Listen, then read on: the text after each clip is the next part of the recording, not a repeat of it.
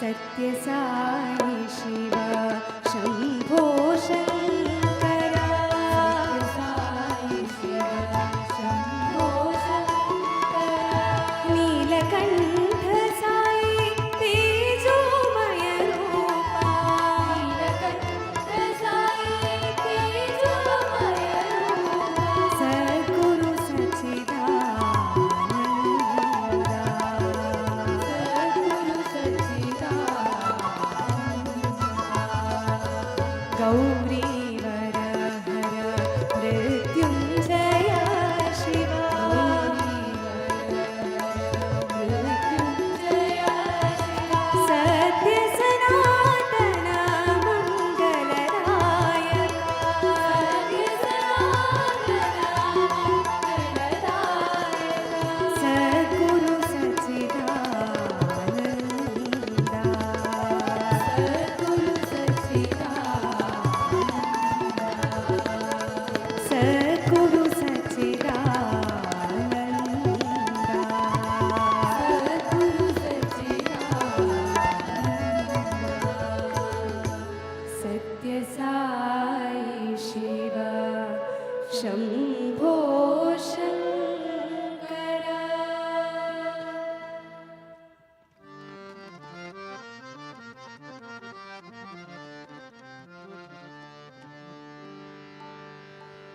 दया करो शिव गंगाधारी,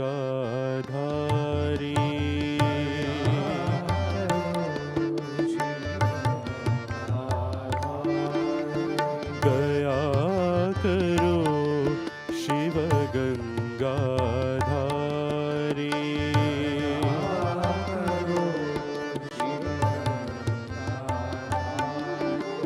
कृपा करो शिव हे त्रिपुरारी,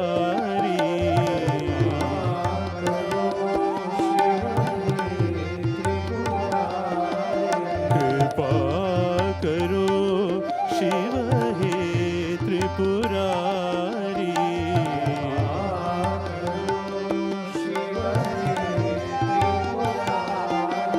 दया करो शिव गंगाधारी,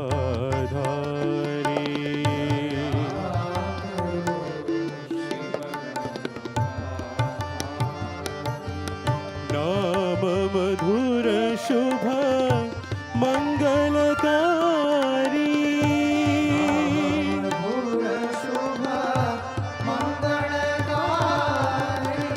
नाम मधुर शुभ मंगलकारी,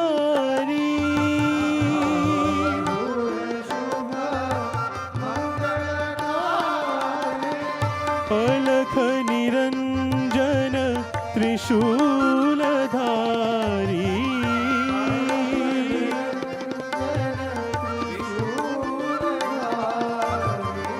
अलख निरंजन त्रिशूलधारी,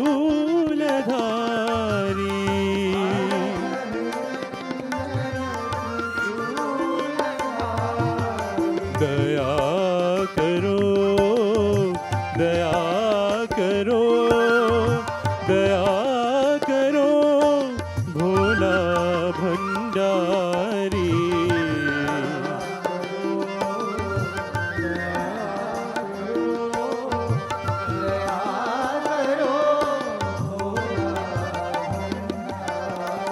दया करो, कृपा करो, रक्षा करो भोला भंडारी,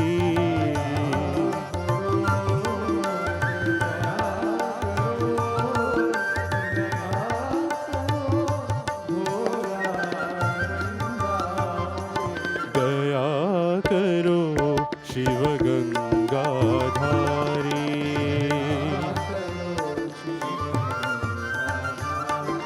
कृपा करो शिव हे त्रिपुरारी,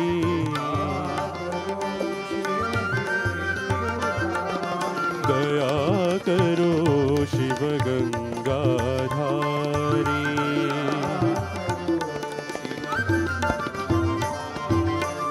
नाम मधुर शुभ मंगलकारी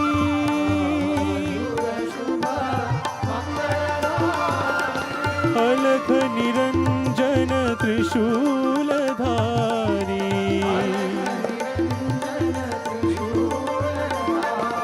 दया करो दया करो दया करो बोला भंडारी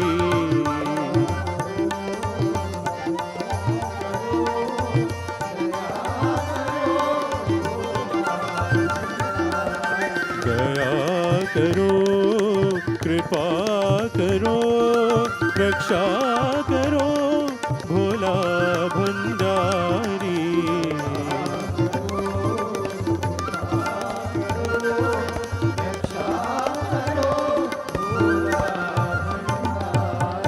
दया करो शिव गंगाधारी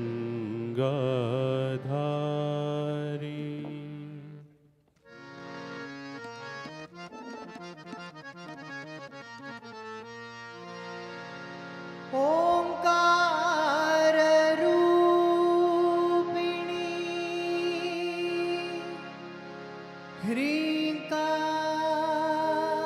ह्रींकार रूपिणी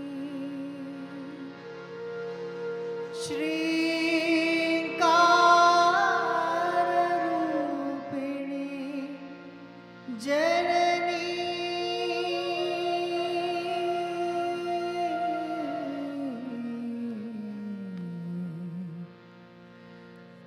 जननी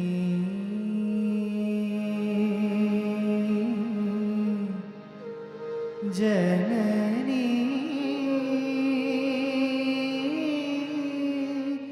जननी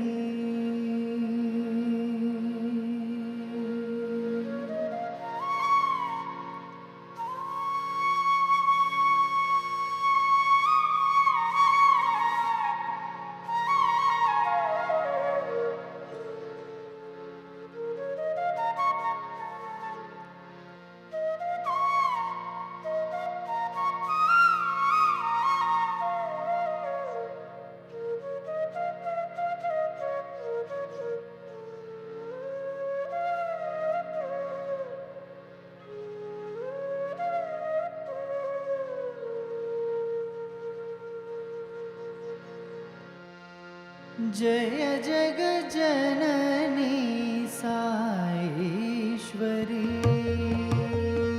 जय जग जननी साईश्वरी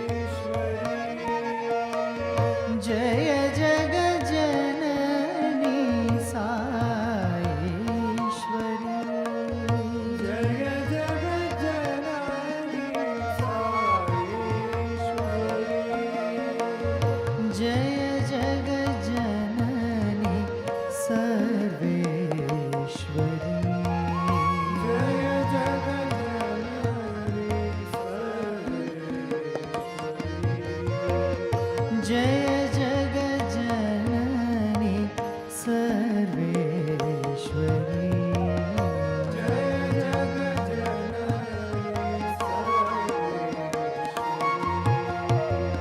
वीणा पुस्तक धारिणी जननी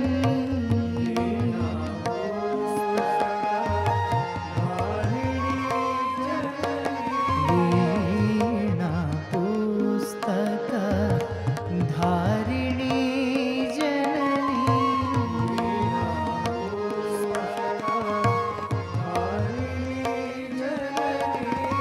जय जय हे मधुसूदनी जय जय हे मधुसूदनी जय जय हे मधुसूदनी जय जय हे मधुसूदनी ओंकार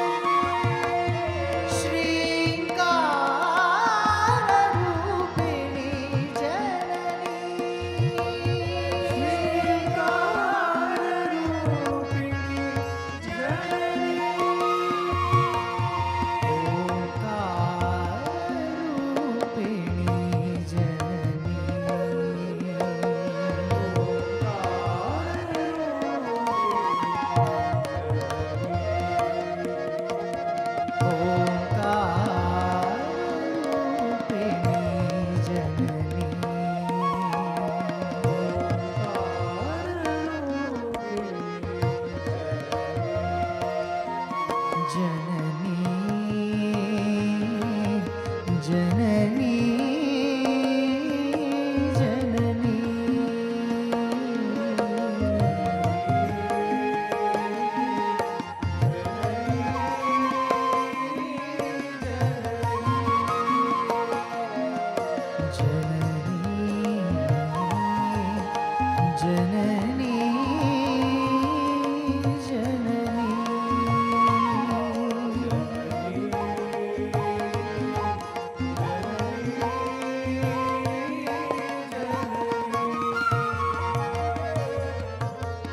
जय जग जननी साईश्वरी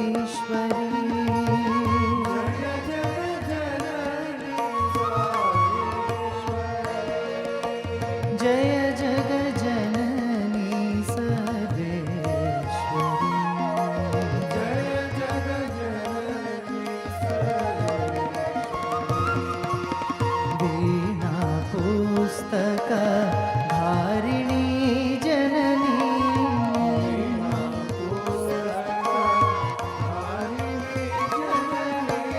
जय जय हे मधुसूदनी जय जय हे मधुसूदनी ओंकार रूपिणी कार रूपिणी ओंकार रूपिणी कार श्रीकार रूपिणी जननी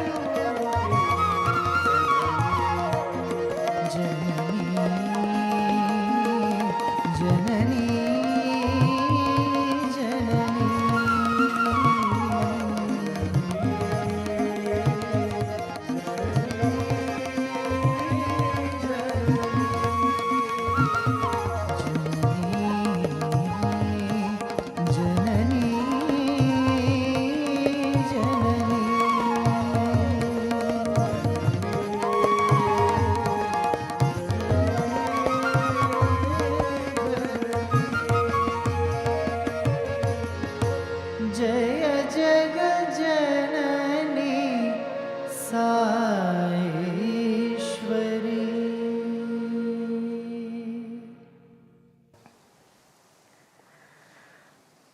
सर्वमंगल्य मांगल्ये शिवे सर्वार्थ साधिके शरण्ये त्र्यंबके देवी नारायणी नमोस्तुते. To the embodiment of all auspiciousness, the bestower of all boons, we take refuge and offer our salutations to you, Divine Mother.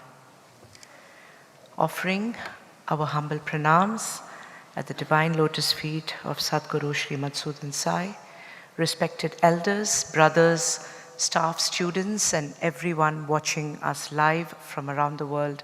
Sai Ram, very good evening and welcome to day 1 of the Navaratri Homa, Atirudra Mahayagna and the Durga Puja celebrations.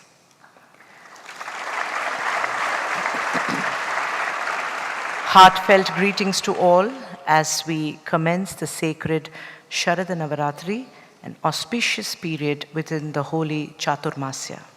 We will begin this evening's proceedings with Vedic invocation by the girl students of the university, and they will chant verses from the Ganesha Atharva Sirsha.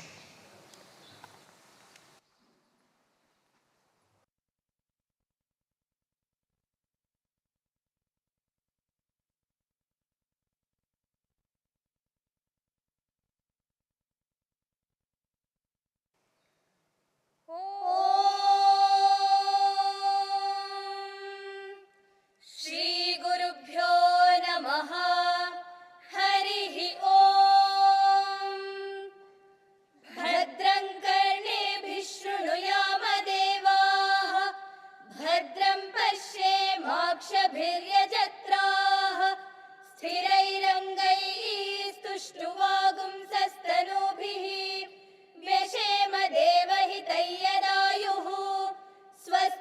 इन्द्रो वृद्धश्रवाः स्वस्ति नः पूषा विश्ववेदाः स्वस्ति नस्तार्क्ष्यो अरिष्टनेमिः स्वस्ति no बृहस्पतिर्दधातु ॐ शान्ति शान्ति शान्तिः नमस्ते गणपतये त्वमेव प्रत्यक्षं तत्त्वमसि त्वमेव केवलं कर्तासि त्वमेव केवलं धर्तासि त्वमेव केवलं हर्तासि त्वमेव सर्वं खल्विदं ब्रह्मासि त्वं साक्षादात्मासि नित्यं ऋतं वच्मि सत्यं वच्मि अवत्वं माम् अववक्तारम् अवश्रोतारम् अवदातारम् अवधातारम् अवानूचानमवशिष्यम् अवपश्चातात् अवपुरस्तात् अवोत्तरातात् अवदक्षिणातात्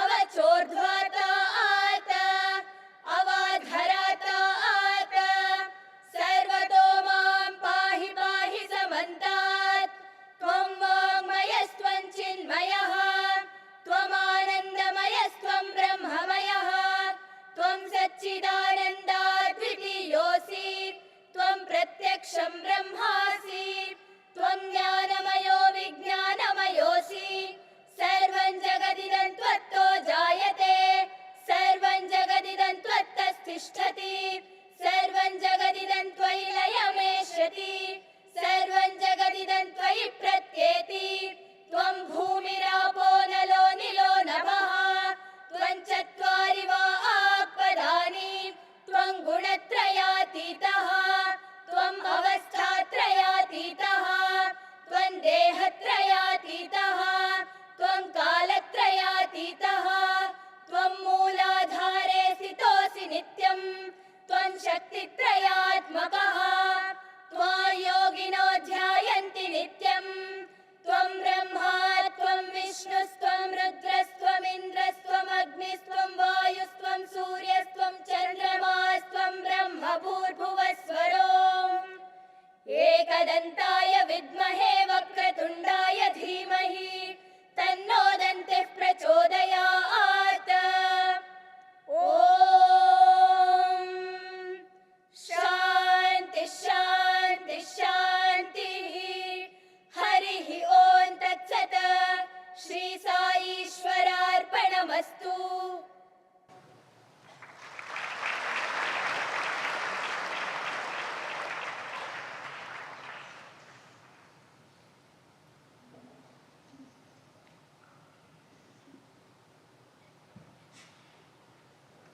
Today, the Divine Mother is worshipped in her most primal and grounding form, Ma Shailaputri, the first among the Navadurgas.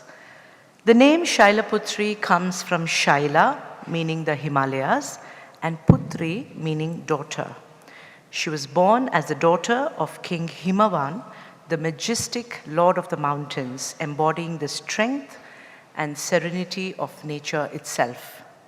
Ma Shailaputri rides the Vrishabha, or the sacred bull, also known as Nandi, representing dharma, devotion, and unwavering strength. For this reason, she is also lovingly invoked as the Visharudha, the one who's mounted upon the bull. This name carries deep spiritual symbolism, the goddess as the embodiment of Shakti riding Dharma. We will now have a short video on Ma Shailaputri. On this sacred first day of Navaratri, we bow to Ma Shailaputri, the beloved daughter of the mighty Himalayas. Her name, Shailaputri, signifies her divine origin as the daughter of the mountain king. In her previous life, she was goddess Sati, who immolated herself at the yajna of her father Daksha to uphold the honor of her husband, Lord Shiva. She was reborn as Parvati, the daughter of the Himalayas, and through intense penance, she reunited with Shiva, thus becoming known as Shailaputri. As we close our eyes in meditation, her divine form graces our inner vision. Seated upon the sacred bull Nandi, she is the embodiment of power and patience. In her right hand, she holds the Trishul, a symbol of the trinity of creation, preservation, and destruction. On her left, a blooming lotus signifies the purity and beauty of spiritual awakening.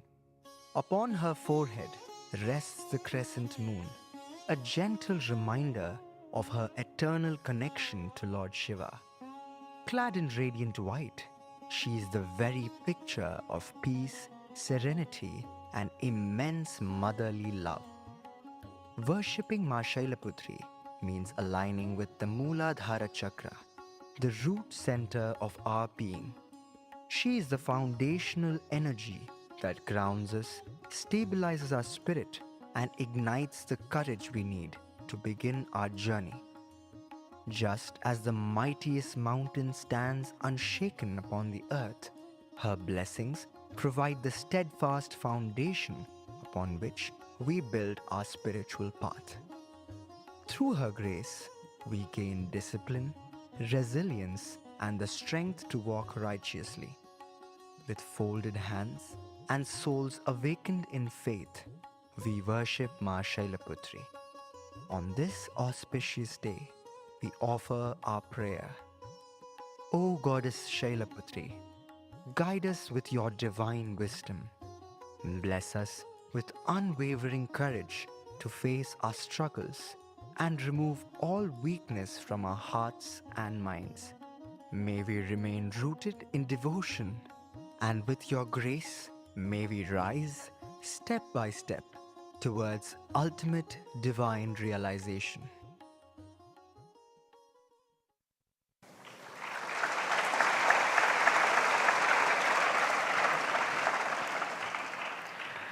This morning, as part of the Navaratri Homas, the Sahasra Modaka Ganapati Homa was performed, invoking Lord Ganesha with the sacred Ganapati Atharvasirisham and offering 1,000 modakas seeking the removal of obstacles, spiritual clarity, prosperity, and well-being.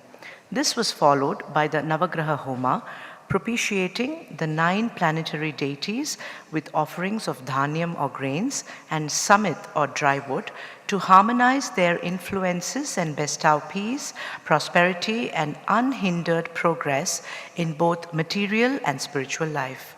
The Shani Shanti Homa was also performed to propitiate Lord Sanishwara with sacred sesame offerings. This powerful ritual is conducted to mitigate the challenging influences of Saturn, remove obstacles, and invoke blessings for health, stability, and overall prosperity. Alongside these sacred rituals, the Durga Puja was also performed with great devotion. The idols of Mother Durga, crafted from the holy clay of the Ganga river, have been meticulously brought from the renowned traditional potter's quarter of Kumartuli in West Bengal. These idols are handmade, and the decoration is made from a special plant extract called dakishaj. Each day, the worship is further elevated by the vibrant beats of the dhakis, the traditional drummers from Bengal, whose rhythmic music accompanies the high-energy aarti performed by priests specially invited from West Bengal. The proceedings for the 11 days started at 5 o'clock this morning. The sacred Hiranyagarbha Lingam was reverentially carried in a grand ceremonial procession and installed at the Yagashala. 24 kalashas invoking the divine energies of the Ashtadikpalakas, the 11 Rudras, and several other deities were also consecrated with holy rivers from many sacred waters across India. The Rudra Homa itself comprises of 3 significant components. Rudrabhishekam, the ritualistic bathing of the lingam with various sanctified substances. The Rudra Parayanam, the powerful chanting of the Shri Rudram 11 times and the Rudra Homam, the offering of sacred oblations to Lord Rudra through the sacrificial fires kindled in 11 Homakundas. During the period of 11 days, Shri Rudram will be chanted 14,641 times, invoking universal peace, harmony, and the welfare of the entire world. 11 recitations of the Namakam, followed by one recitation of the Chamakam, is called the Ekadasha Rudram. 11 Ekadasha Rudram makes a Laghu Rudram, and 11 Laghu Rudrams make a Maharudram, and 11 Maharudrams constitute the Atirudram. Purnahuti was followed by the Ashtavadana Seva with Chaturveda Parayanam and renditions of Upanishad, Ashtakam and Nadaswaram. This morning's event was also graced by Ms. Shobha Karandlaje, Union Minister of State for Micro, Small and Medium Enterprises, who also oversees the Ministry of Labor and Employment. In her address, she expressed deep appreciation for the transformative initiatives spearheaded under the divine leadership of Sadhguru, which is leading Bharat on its journey to becoming a true Vishwaguru. She also expressed that these efforts resonate closely with the Honorable Prime Minister's vision of a Viksit Bharat. In his discourse, Sadhguru emphasized that all Purohits must work for Parahita, the welfare of all. He expressed his gratitude to them and reminded them that yajnas bring prosperity to everyone when performed with true Shraddha. While explaining the essence of Paropakarartham idham shariram, this body is meant for the service of others, Sadhguru beautifully explained the word Paropakara. Para means divine, Upa means near, and Kara means that which does.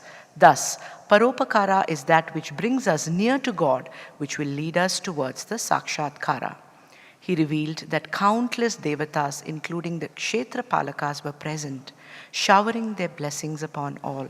Applauding the Honorable Prime Minister's vision for India, Sadhguru also shared his own vision for the 100th year of India's independence to make the whole world a true happy place.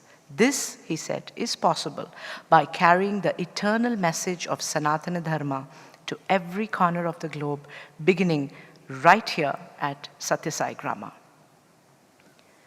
Today, it is our honor to recognize the Hans Foundation for the CSR Circle of Honor. Established in 2009 as a public charitable trust dedicated to empowering marginalized communities across India.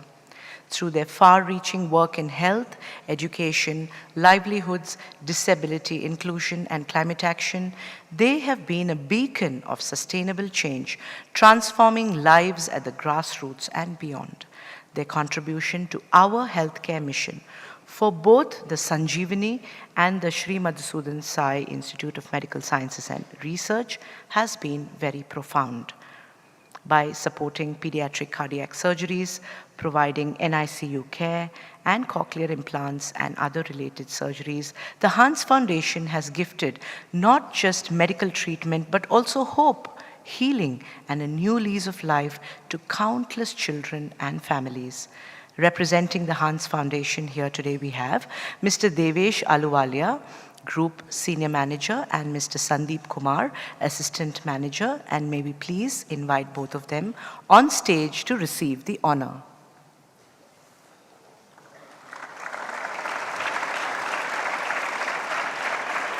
Mr. Devesh leads the Hans Swasthya Cities program, bringing doorstep healthcare to underserved urban communities.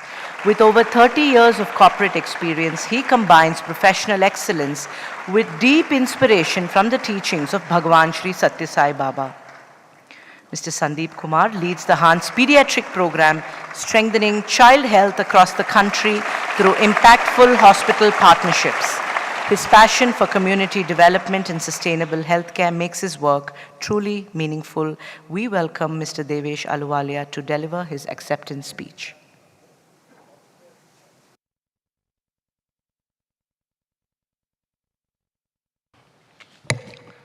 Om Sai Ram, thank you very much. And first of all, thank you very much, Sadhguru Swamiji, for giving us this opportunity to be here and be a part of One World, One Mission. Sorry, we are part of a mission, World, One Family, which is Vasundam Kutumbakam. So we are absolutely honored to be part of this vision of Sadhguru sir. And I am extremely thankful to this mission that we are part of this celebration on the Navaratra day, on the first Navaratra. So it is absolute pleasure. Thank you very much, first of all. Yeah. And apart from that, I would like to tell, let's say ma'am has already told about the Hans Foundation. I must tell you about the people who are behind the Hans Foundation. So first of all, our spiritual patron, Mata Manglaji and Bholeji Maharaj, who have guided us for this organization since its inception in 2009. And our chairman, who is the founder of this organization, Shweta Rawatji, who is based out of New York, and also our principal donor, Mr. Manoj Bhargav, who is our principal donor for this particular cause. We have been working a lot in entire country in the sector of health, disability, livelihood, education, and also in climate action. Our flagship projects, I would like to tell you, our flagship projects are basically MMUs. We run more than 500 MMU till March 31st last year. We were running around more than 500 medical mobile unit in most of the rural areas across the country, especially in the North India and the eastern part of the country, including the northeast of India. We also have a lot of Hans renal care centers with a tie-up with the government of India and also many other NGO partners and other partners also to run across most of the North Indian states and also in North and East part of the country. We are expanding our operations in disability sector for people, especially for the children with special needs. And these special people, we are having a Government of India memorandum of understanding regarding mobile therapy buses, which is a doorstep services to all the slums areas where you have people having problems and special people, gifted people, I would say, and we provide all the services related to disability. So these vans, apart from that, we also run Child Development Center, including All India Institute of Medical Sciences in Delhi. We have a center there. We also have a center in Hyderabad. We are also working in education. We have a lot of projects in education, including learning centers and schools across the country. We are also into climate action, which is our latest portfolio, where we work a lot in forest fire, where we are taking care of mitigation as well as preventive action for forest fire, especially in Uttarakhand and Himachal Pradesh. We now are expanding our operations into cities, urban slums, within the disability sector, also Hans wellness centers, especially in schools, which are charitable schools, and going across in education as well as in skilling. So this is what is the new thing for the Hans Foundation. We are also now getting into the cities part of it. We are already working a lot in 5 cities. One is Delhi, Ghaziabad, Noida, Greater Noida, Faridabad, Ghaziabad, where there are a lot of marginalized population which are totally deprived of resources. And we are serving them through all this. We want to give them services related to 360-degree, related to disability, related to education, health, and everything. So this is a new beginning. We are getting into Hyderabad, Secunderabad. We are also have got into Kolkata. We have also got into Mumbai. Slowly, we will go into other cities also. That is what. And one of the flagship programs which we are partnering with One World, One Family is cochlear implants, little heart surgery, and also Hans pediatric services, which is basically, which includes the cochlear implants for people with hearing, for children with hearing impairments. and also the heart issues in the kids, and again in cancer care and Niku Piku, and also epilepsy. So we are honored that with this organization, we are working towards the same cause, and we have started this from January, I think, and I think in the Palwal Hospital, we started about 2 years back or 1.5 years back, and we want to continue it for the same cause, and we are totally blessed to work with your organization. Thank you very much. I would request Sandeep from our organization. We would like to honor Sadhguru Shastri ji for be part of. Yeah.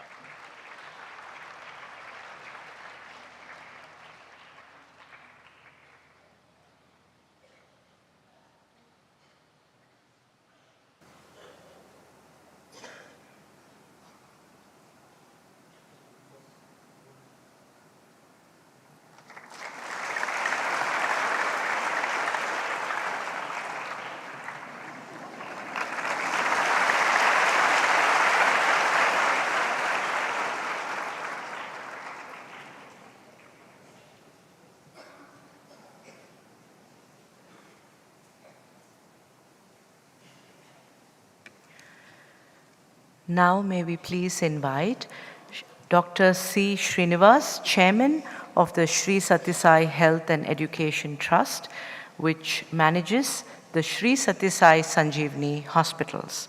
Dr. C. Srinivas.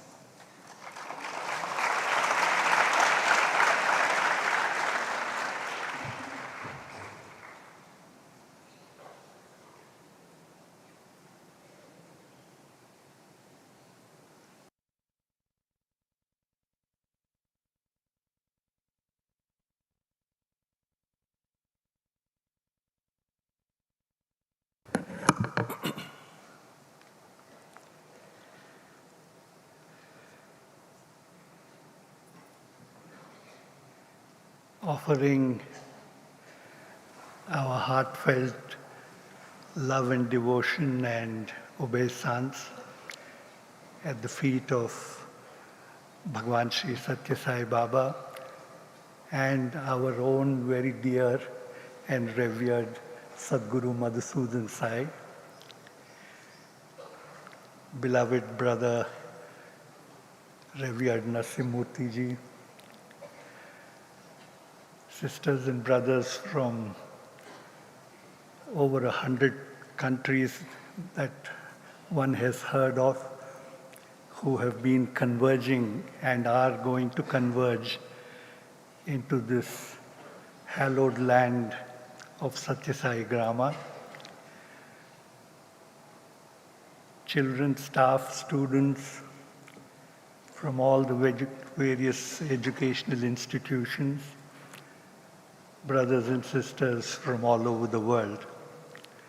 And last but not the least, for the most honored duo who came on stage, respected members of the Hans Foundation.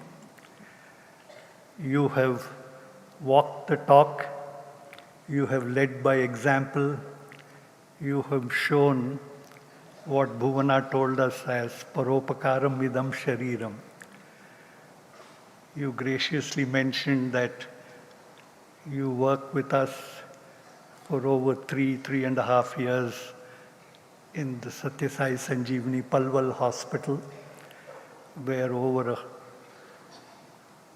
one has lost count of the hundreds of children who owe their life to God and primarily to the instruments of God, one of whom happens to be the distinguished members of the Hans Foundation.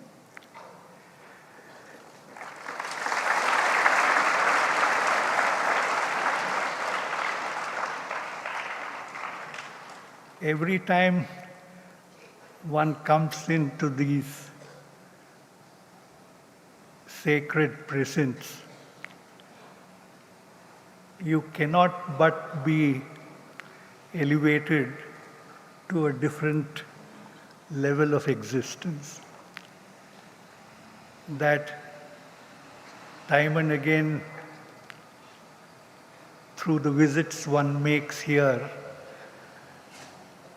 the energy, the vibration, and the spiritual rigor is so palpable that it leaves one, if by choice, to remain actually speechless, but you are compelled to speak and express what comes not from the windows of the mind, but from the depths of the heart. On this most sacred day, as was explained to us, not just here, but in every nook and corner of this country and in several parts of the world, arguably the most powerful festival and expression of devotion commences on this sacred day of Navaratri or Dashera. The very first day, which is today, marks the beginning of a whole new spiritual dimension of devotion in ever so many millions and millions of people all over the world, because devotion has no language. It is only a cry from within the heart. And to me, coming and basking in the sacred presence of ever so dear Sadguru Madhusudan Sai, one can only marvel and be overwhelmed at the magnitude and the magnificence of his vision, of his works, and untiring efforts in taking the message of peace, love and devotion and service to each and every one across the globe. This idea that he came about, and one sees that is so brilliantly being expressed day in and day out, the 100 days festival of celebration, of oneness amongst diversity and many, is such a brilliant example, the kind of which I think has never been embarked upon or even conceived, leave alone done, like he is doing, and with the blessed lot that he has in all of you and ever so many in all parts of the world, whose numbers are only growing and garnering greater strength, can only rank as a miracle of our times. What happens when we gather here, and especially on days like this? Life is perennial movement. Ever since we are born, the human being or any living species is in a constant state of movement. It is growing both in size, in form, in shape, and to the few endowed with the ability to think, to fathom,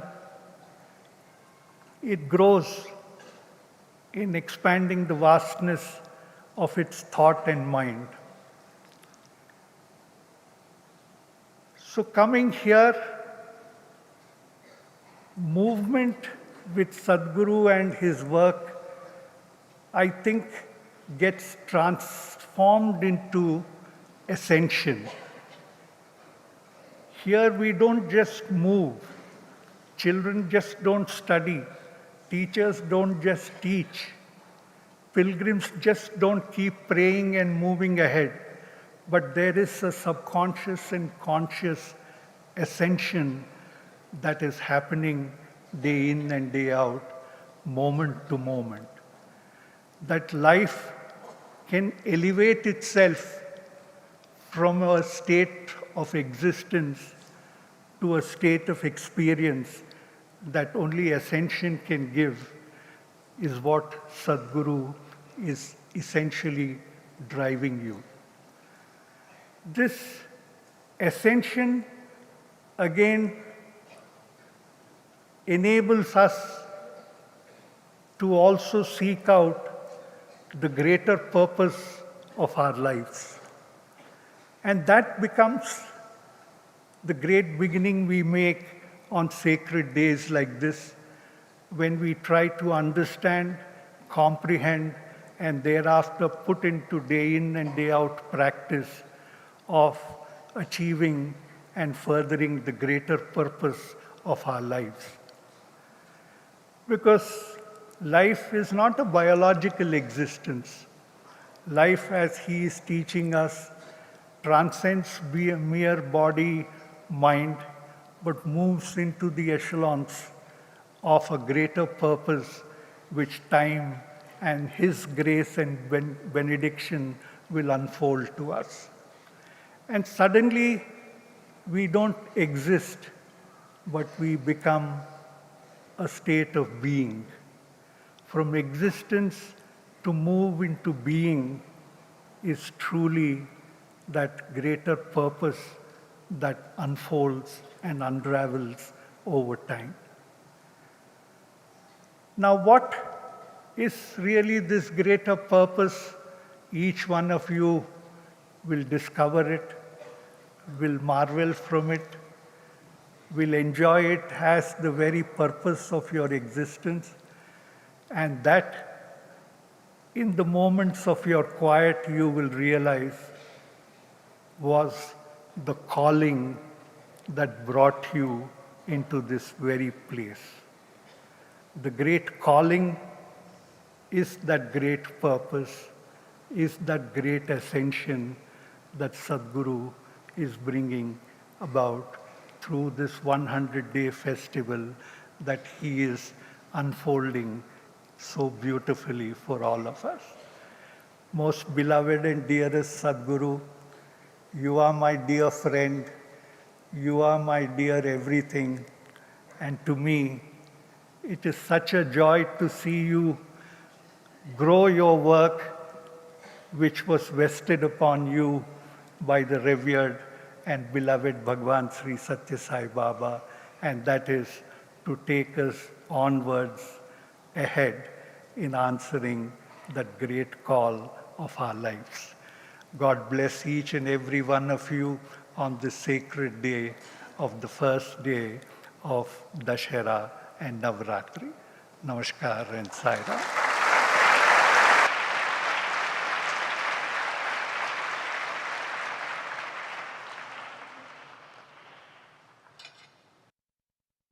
Now may we please invite Dr. B.N. Narasimhamurthy sir to address all of us this evening.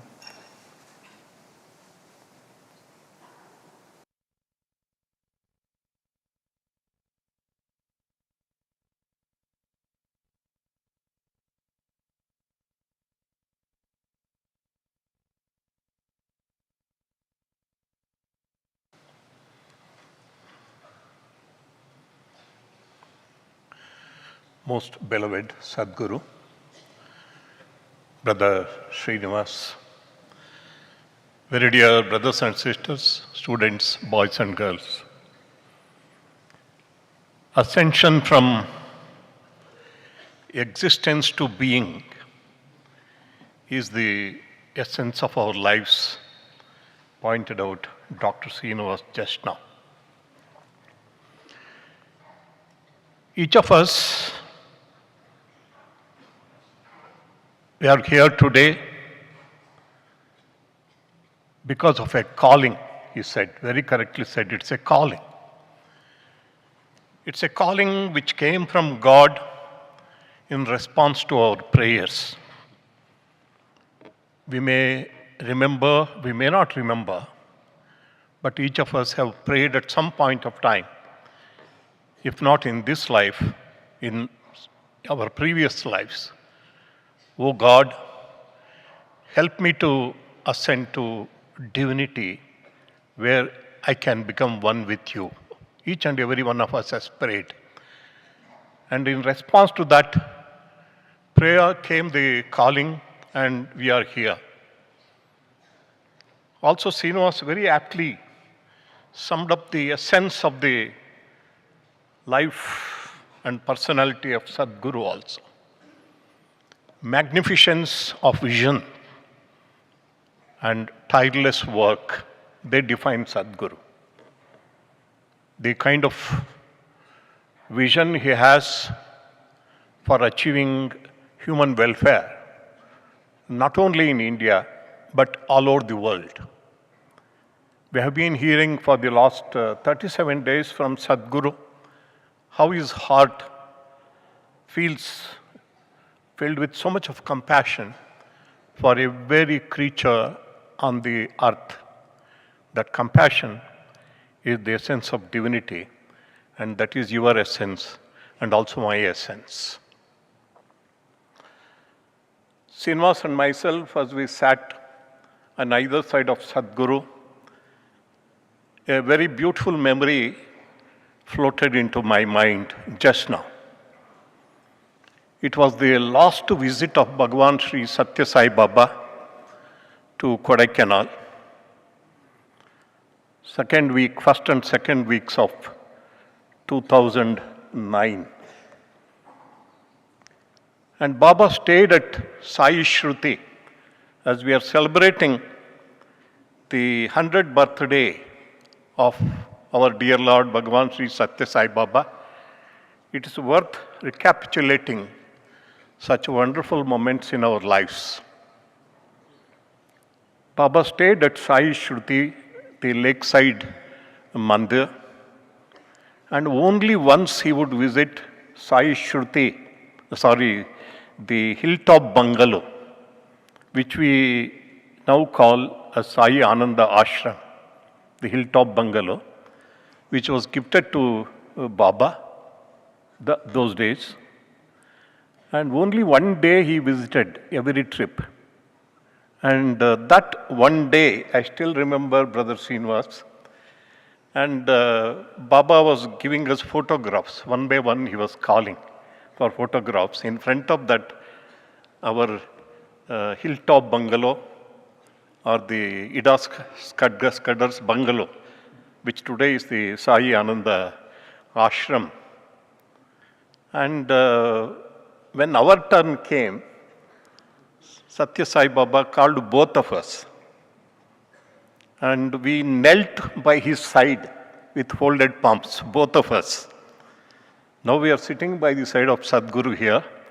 There we just knelt by the side of Bhagavan Sri Sathya Sai Baba with folded palms, and that photograph is a very precious treasure for me, especially because I had my master, Sathya Sai Baba, and also one of my dearest friends and brothers in Srinivas. And many things flood my memory as I think of Bhagavan Sri Sathya Sai Baba. Vagartha viva sampruptau vagartha pratipattaye jagataha pitarau vande Parvati Parameshwarau, said the great poet, one of the greatest of the poets the world saw, Kalidasa. The first shloka of the Raghuvamsham, the great poetry on the life of Sri Rama that he composed. Vagartha viva sampruptau vagartha pratipattaye. The word and its meaning, they have an avinabhava sambandha. They cannot be separated. You just listen to the word, meaning also comes. You think of the meaning and the word comes. And they always go together. And Jagataha Pitaro Vande Parvati Parameshwarau. I salute the parents of this Jagat, this world, Parvati and Parameshwara, said Kalidasa. Recently, Sadhguru, while speaking here, after one of the Lingabhishekams in the morning, on Monday morning, he said that as the Abhishekam goes on to the Lingam, I see Shiva and Parvati on the balcony, he said. And one of those days, he did not see Shiva and Parvati separately. He saw them together as Ardhanarishwara, together. That is Vag and Artha. And this morning, Sadhguru, while speaking at the Yagashala, said, Sathya Sai Baba is the manifestation of Shiva Shakti.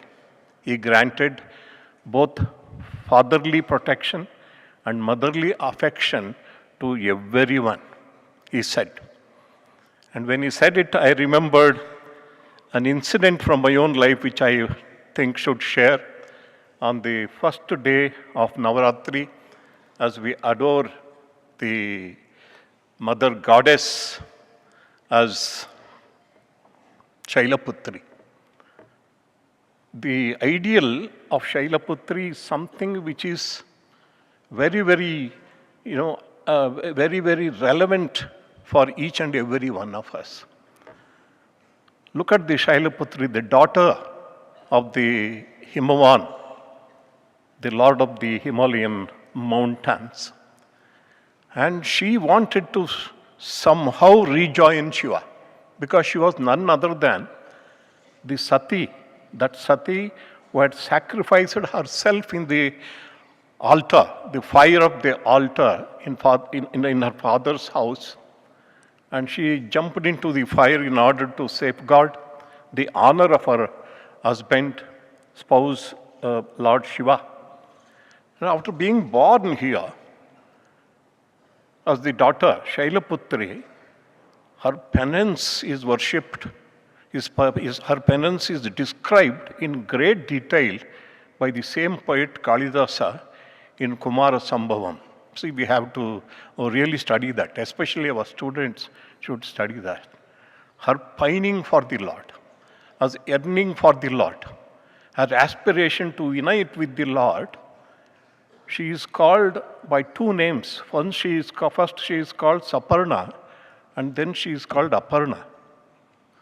Saparna is she gave up all food and she lived on only eating leaves. That is when she is called Saparna. She became Aparna because in spite of her penance, she could not find the Lord. The Lord did not come to her. She gave up eating leaves also. Then she became Aparna. See, that was the penance. See, that kind of pining in our hearts for the divine is what is going to redeem us, what is going to salvage us. And coming back to the experience that I wanted to share, my experience with Bhagavan Sri Sathya Sai Baba, when he revealed that he is the mother of the universe. Abrahma Kita Janani Varnashrama Vidhayini. This is from the 67th shloka of Lalita Sahasranamam. And it is very, very auspicious to chant Lalita Sahasranamam during Navaratri. There are many people who chant it every day, all 365 days. But chanting during Navaratri is considered to be very, very auspicious. Even if you don't chant, to listen to one name of the 1,000 names of Lalita itself is very, very auspicious. Abrahma Kita Janani Varnashrama Vidhayini. Abrahma Kita Janani, she is the mother of all beings, beginning with Brahma, the creator, the first being, the Chaturmukha Brahma. Abrahma Kita, from the Brahma to the insect, she is the mother. Which means she is our mother, your mother, everyone's mother. But then, our students might ask a question, what about our physical mothers? Physical mothers are there, but each physical mother is only a representative of the Divine Mother.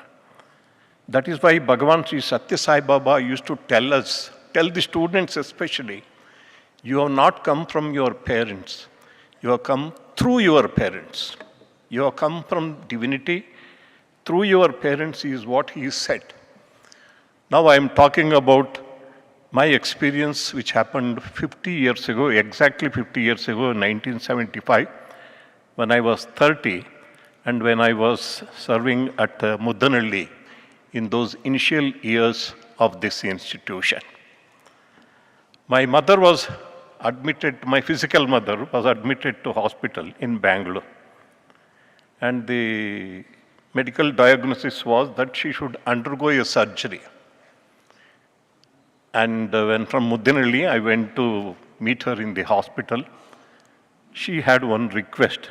She said, I want to request you. I said, don't request me. You are my mother. Just order me, I will do it. And she said, see, Baba is in Whitefield. Please go to Whitefield and pray to Baba that he should cure me without surgery. I am very, very afraid of surgery. Anybody would be afraid of surgery. I said, Mother, your command, I will go. Same evening, I went to Whitefield. And Baba came out for darshan at Whitefield. Those days, he walked out 1975. The old bungalow was there. The new Tariya Mandir was not there. Once the gates of Vrindavan open, I think brother would always recollect. You know, it's like gates of heaven being thrown open to the devotees who sit in the Sairam shed, we called. Those days under that huge people tree. It has a lot of stories to tell you that tree. Some other time I think I would think of it. And I was sitting in the lines and Baba came to me. He asked me, hey Rowdy, how are you? He said. I said, Swami, my mother. I just wanted to convey my mother's prayer to him. Swami, my mother. Swami smiled and said, which mother? Swami, my mother. Is it this mother or that mother? He asked. I couldn't make out. I was a dunce. I couldn't take a clue. I said, Swami, my mother. Then he bent down, materialized vibhuti, gave it to me to give it to my mother, and then whispered into my ears, which even my friends who were sitting by my side could not hear. He said, your mother is Sai Mata. Your mother is Sai Mata. That I am your real mother. That is your physical mother, but I am your real mother. And finally,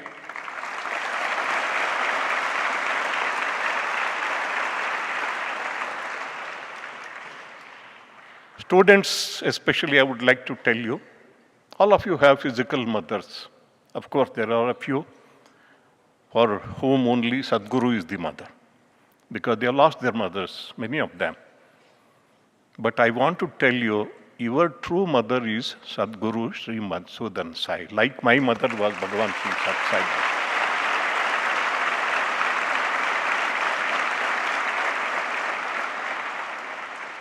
You should remember this. I always did everything in my life to fulfill my promise I made to my Divine Mother, Bhagavan Sri Sathya Sai Baba. And that's why I'm here today. I have the great fortune of sitting by the side of Sadguru Sri Madhusudan Sai, along with Brother Srinivas. And that should be your motivation. All boys and girls should have that kind of motivation. And what happened 20 years after that, my mother finally passed away. And that morning, early morning, I got the news. I went to Mandir. And Baba saw me. He knew that my mother had passed. And he went inside to get a sari and gave it to me. Drape this around your mother's body and cremate. And then he gave a wad of currency notes, such a big amount. Your mother is not different from my mother, he said. Use this money for her lost rights. And this is what he said. I went in the morning, finished cremation, came back in the evening. Next morning when I met Baba, he said, have I not told you, I am your mother. I will be always there with you. That's what he said. Therefore, the magnificence of the vision and tireless work which we see in Sadhguru today, they emanated from Bhagavan Sri Sathya Sai Baba. His vision for the upliftment of every one of the creatures in the world, and the kind of infinite love that he had and showered on everyone,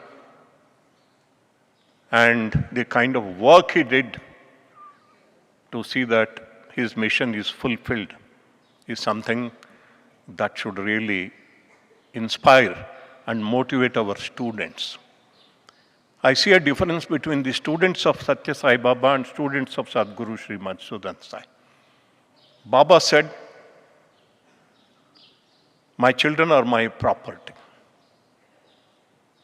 Sadhguru says, "My children are my future." There is a huge difference.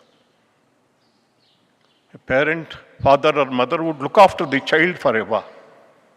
But Sadhguru looks forward to you, because if the mission which is envisioned by him, which is being led towards its culmination, if it has to succeed, each and every one of our boys and girls should take the responsibility. See, that is why he says, "You are my future." Please remember this. And it is not any kind of burden. It's a huge blessing. It's a huge blessing. And in this very life, you can get redeemed if you respond to his earnest call to shoulder the responsibility in this mission, one world, one family mission. With these words, I conclude and pray to Sadhguru for his benedictory discourse on this most wonderful evening. Thank you very much. Sai Ram to you.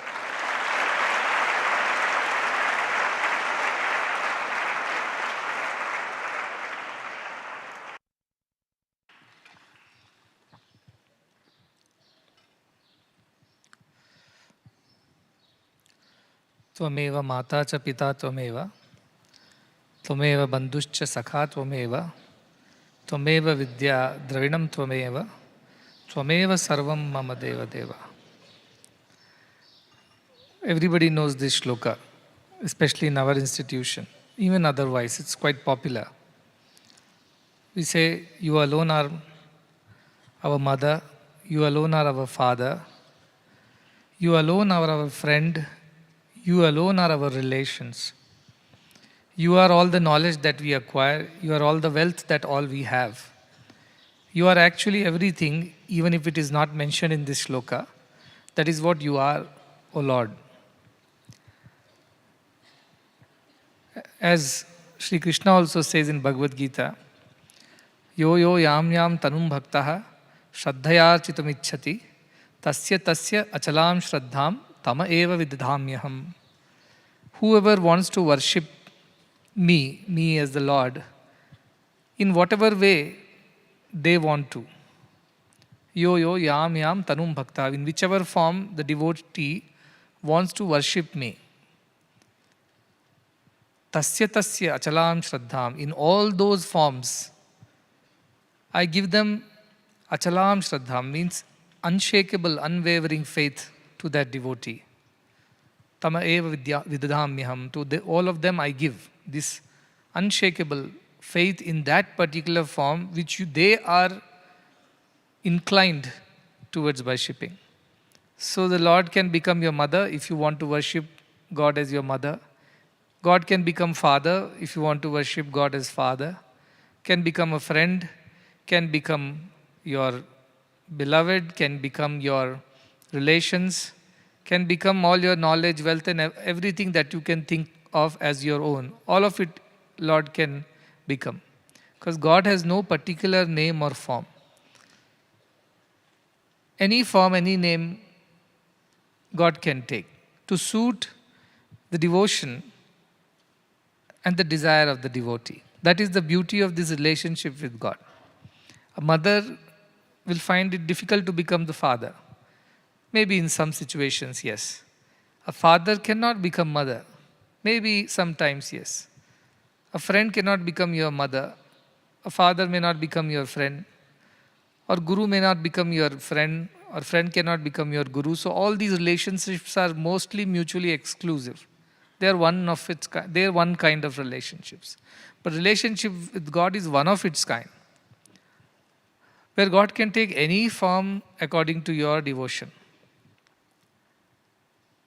Talapaka Annamacharya also says, Yanta matramuna yavvaru talachina anta matrame neevu. Whoever thinks of you in whatever way, that is what you are. As much is your faith, so is your experience. That's what he means. Antaratmuna enchi chuda pindante nippattu annatlu. Like you cannot make a cake or a chapati, or nippattu is a Telugu snack, a salty cake. You cannot have bigger cake than the size of the dough that you have. If the dough is this much, you cannot have bigger cake than that. Likewise, based on your faith, only God responds. As is your faith, so is the experience that we have from the divine. If somebody asked me earlier once, like an interview, what does Bhagavan Sri Sathya Sai Baba mean to you? He means so many things to so many people. So what does he mean to you? And actually I had to really take a moment to think, what does he mean to me? Because he has been my mother in times when I needed all that care, affection. He could become my father when I needed all the protection and all the guidance. He became the guru when I needed answers to so many of my questions and doubts. He became a friend when I wanted to share something that I could not with anybody else. He became all the relationships that I could think of. And he was still beyond all of these as the Supreme Self. So I told, I do not know. At this point of time, this is what he is to me. But at another point of time, he becomes something else based on my need. He's such a flexible God because he can become anything that you want him to be. He has no particular liking for only one kind of relationship. He becomes anything you want him to be. So this morning when I was thinking of all these gods and goddesses, you see, they are of one kind, they do one thing. They've been given a task. But Bhagavan was many gods in one, because he could become anything. He could become Saraswati when he gives education. He could become Lakshmi when he gives you employment. He could become Durga when he protects you from so many difficulties in life. He could become Shiva when he destroys all our, lower ideas. He could become Vishnu when he provides for us. He could become Brahma when he creates new institutions and opportunities for us. He could become Ganesha, the remover of the obstacles. He could become Kali to kill all that negativity which lies within us. He could become Dhanvantari by providing us health when we were sick. He could become any god at any point in time, based on the devotee's needs. So that is the beauty of Bhagavan's avatar, because not one particular way on a particular day. He is anything, any day for anybody as per their requirement, as per their need. And that is something so glorious. So when somebody asked me, I said, I just can't define. Because it's very difficult to put it in words and say, this is what God is, or this is what he is. He is so many things to so many people, so many things to us. But I think the journey starts for most of the students as mother, because they leave their homes and come to institutions, they miss their mother the most. So the first form that God or Guru takes it is that of mother. And mother is the dearest relationship. The baby when it's born, the first person that the baby knows as its own is the mother. The mother's touch, mother's care, mother's love, a mother's milk, all this sustains, nurtures the baby. And that is the deepest relationship that any child holds. Even an animal's baby or human baby. Mother, relationship with the mother is the deepest relation. With some time, they also come to know about the father, as they say, mother shows the father. Then they become friendly with the father. Some people take liking for father after some time. They make them their hero, and then they follow whatever the father does. They become kind of fans of their fathers. I've seen they think of their fathers as the superheroes and emulate them. So then father takes you to guru. Says, I have taught you what I could, and here onwards you need to learn from somebody higher. And then for the sake of knowledge, that's why Tvameva Vidya also has been included, which means you are the guru also. So he takes you the guru. Then guru becomes the most important relationship because you are learning continuously. You leave your mother, you leave your father, come to a gurukulam like ours, and then you deal with a guru. But even in gurukulam, whom you miss the most? First mother and then father. But guru tries to fill all those voids, all those gaps, all those emptiness, because he becomes the mother, he becomes the father, he also remains the guru nevertheless.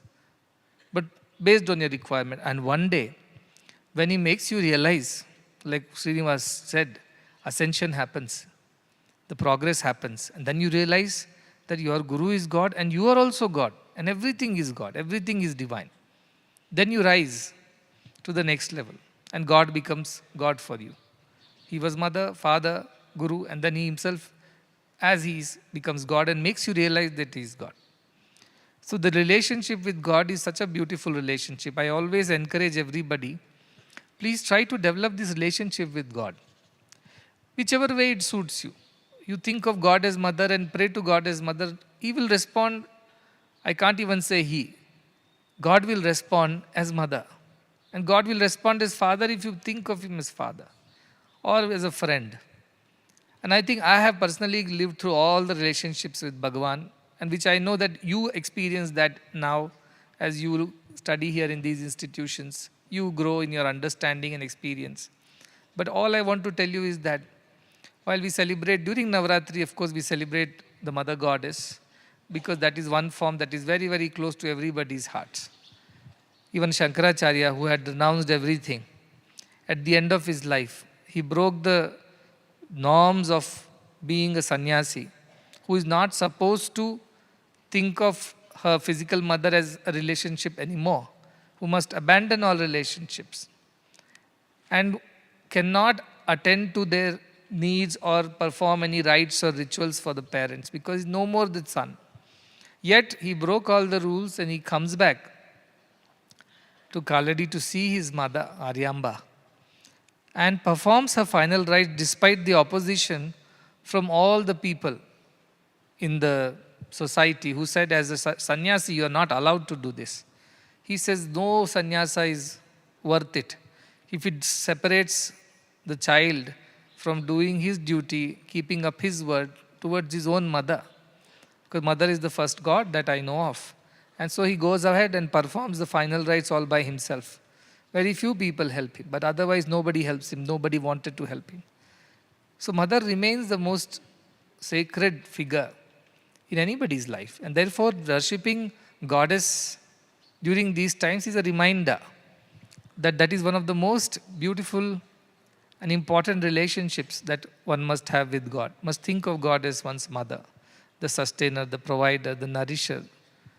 Then think of God as father, the protector, the guide, and also the one who corrector. And then think of God as the guru, who guides you on this path, teaching you both the material knowledge, secular knowledge, the aparavidya as we say, and the spiritual knowledge of paravidya, which also you are receiving over here. And then ultimately takes you all the way towards the real knowledge, which is that of your own self, which is the ascension. God's descent is for man's ascent, it is said. So that is how God takes you close to himself, by playing many roles in your lives. And one of the beautiful roles is that of friend also, which is very, very intimate and very personal.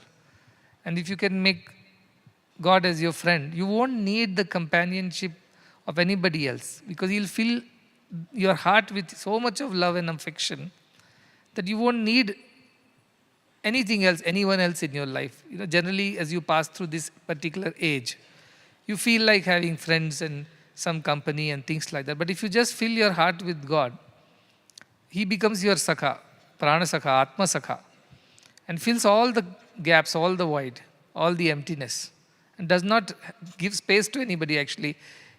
In Hebrew, it is God's name means jealous, which means He does not allow anybody inside. If He takes the seat, there is only one. Swami used to say, heart is a single sofa, not a musical chair, sir. He used to tell like that.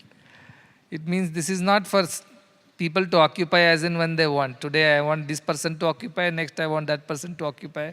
It is not a musical chair. It is a single sofa, he used to say. It is only meant for one, and that one is God. And if all other relationships can weave themselves around this one relationship with God, that's still fine. But God is the most important relationship. If that relationship with God you have not developed, in whichever way, as a mother, father, guru, friend, or God Himself as Supreme Self, whichever way, some way everybody should have their relationship with God. And that's very, very important. Today I see a lot of children, youngsters, their profiles, they say, some people say, I'm in a relationship, they say. But it's not yet firm, not confirmed relationship. So I'm in a relationship. It means I am seeing someone. I'm not free. But there is a new word which has come out recently. I'm in a situationship. And I don't understand what does that really mean. It means if situations are favorable, then there may be a relationship. If situation turn unfavorable, this is the end of it all. And then I'm again open and available. We can't treat God like this. That in this situation, God becomes our own, and that situation when things don't turn out the way we want, we don't want to have God at all.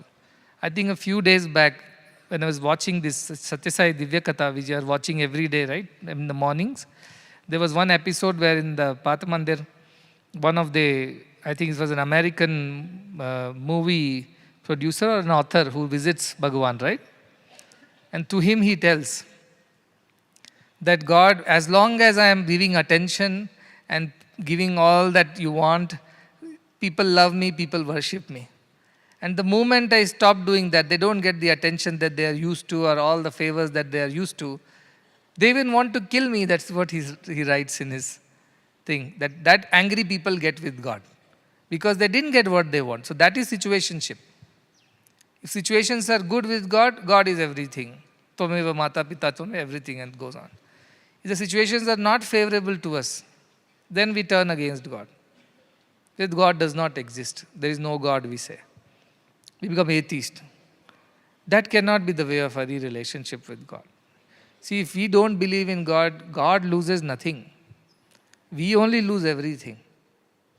And being in relationship with God should not be a situationship where it depends on the kind of situation that you face.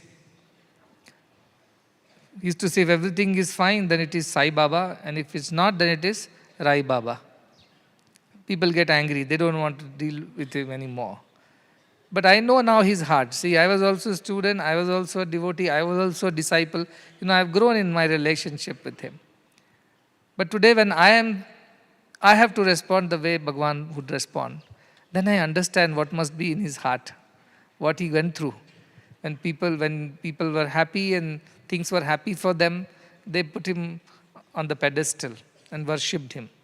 And when things were not as they expected it to be, for whatever reason, the karmas are there are so many other reasons why things don't happen the way we want them to, then they would get upset and abandon this relationship. But truly, in the heart of God, what happens, you must know. In your heart, what happens, you know. When things are good, we are happy. When things are not good, we are angry or sad or frustrated or upset. But in the heart of God, there is only love.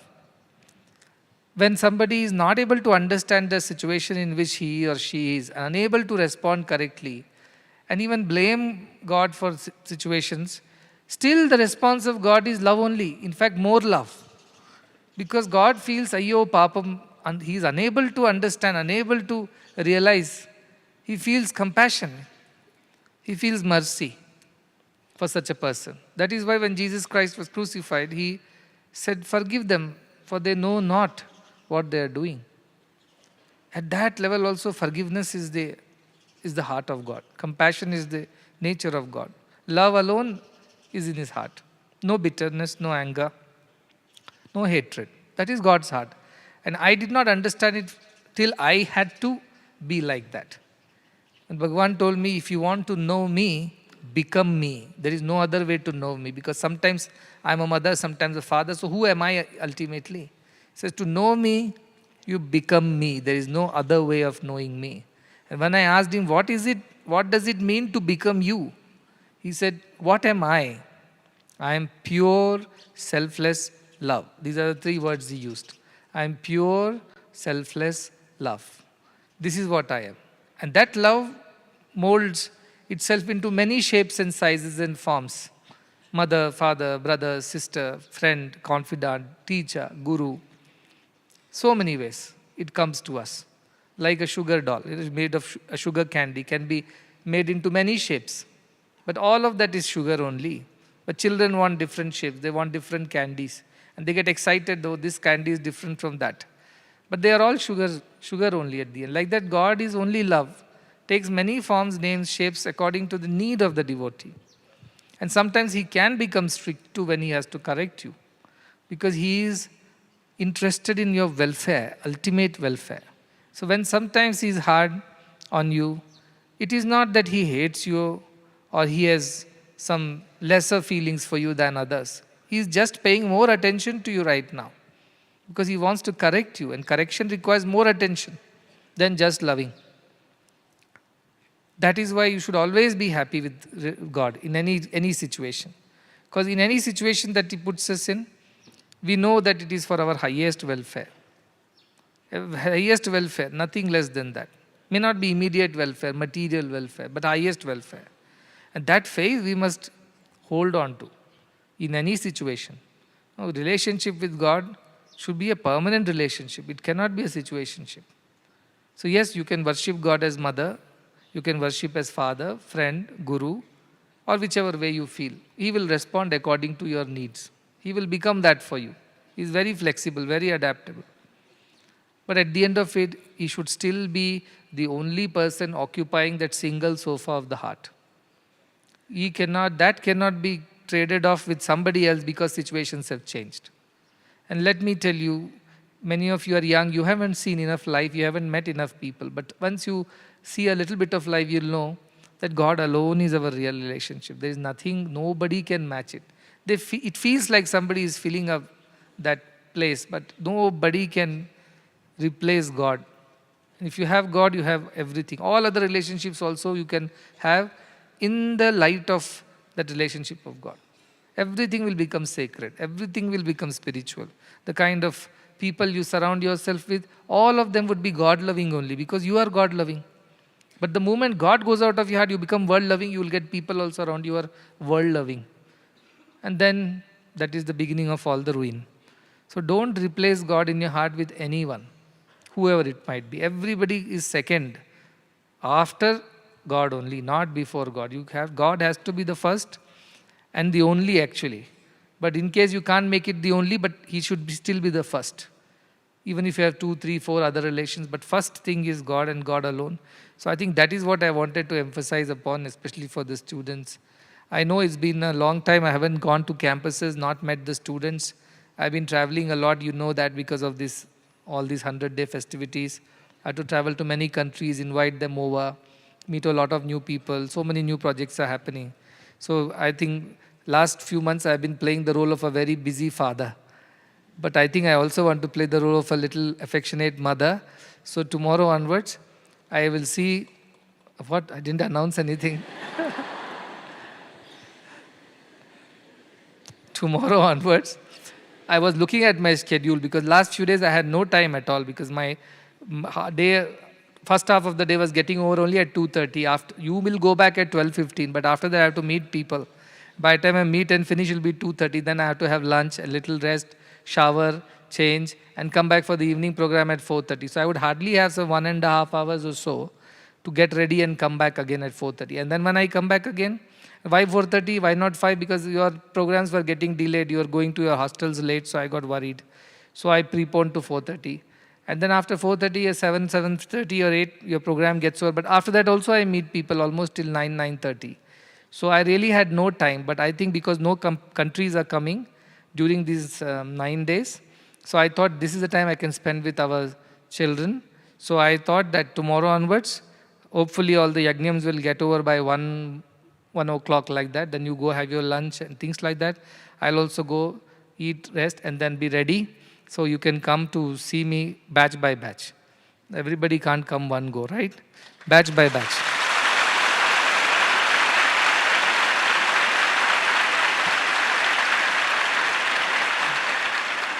Campus by campus, batch by batch. I have only 9 days. So I will start with the seniors and then I'll go to the juniors. Because juniors are less, I can take 2, 3 campus together.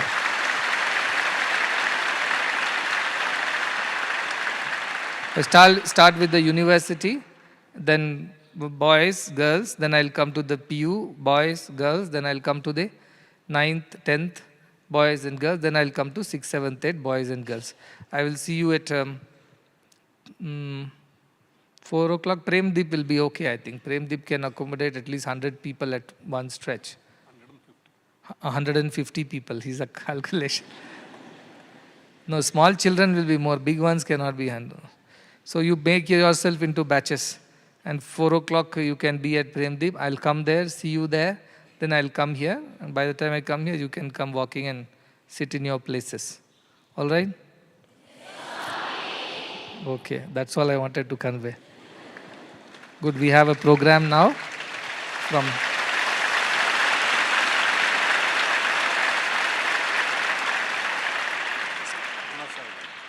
Yeah. Srimati Aruna Sairam, a great vocalist and an ambassador of Indian music to the world. She's here to perform on the very first day. So we will listen to her. I'll come back after a short break.